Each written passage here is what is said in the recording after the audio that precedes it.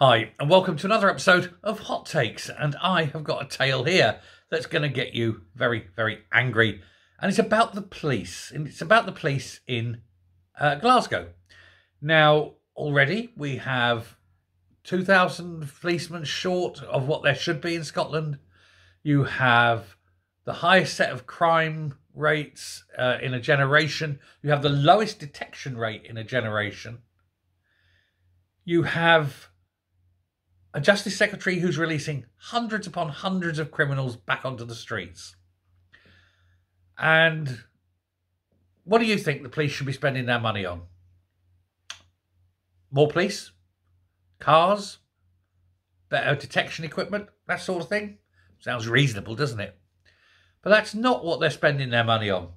What they're spending their money on is £34,500 on a tap in a police station so that officers, when they're a bit thirsty, can get sparkling water as well as normal tap water. Yep, you heard that right. I'm not lying. This isn't a line of bullshit. 34,000 odd pounds on a sparkling water tap for their Glasgow office. Now, this is the police station in Dalmarnock. Now, they're spending a total of £2 million upgrading this police station to make it more comfortable and to update it and make it fresher and newer. Now, you're probably thinking, why? Is it some old Victorian building that has fallen into disrepair over the years? No, it was a building built for £24.5 million back in the dark and heady days of 2015. It's 9 years old. And now they're spending another £2 million upgrading it. How many policemen would £2 million get you? And of that £2 million, £34,500 going onto sparkling water taps because policemen don't like normal water or something. This is just taking the piss. They're shutting stations left, right and centre and then wanking money away. £34,500 on these taps that can deliver boiling, chilled and sparkling water. Now, I've got a cooker, Qooker, cooker tap. And I've got that as part of my kitchen upgrade. That cost me £1,500, £2,000, right? So you have to ask, how come two taps are costing £34,500 if there isn't severe grift? And of course, the other difference is I paid for my taps. This is absolutely unbelievable.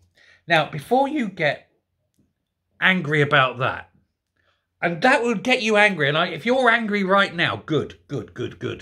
Because what I'm about to tell you is going to make your head explode. And I want you to know what I'm telling you is not bullshit. I will put the link below. Because what else are they spending on this building to make officers' lives easier?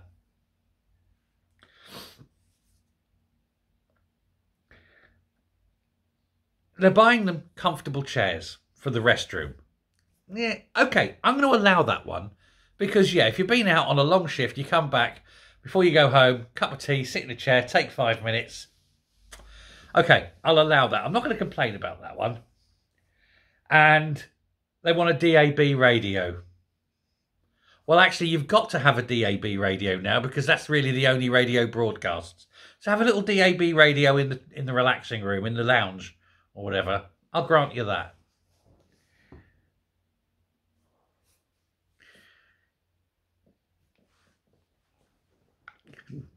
What I'm next about to tell you, this is it.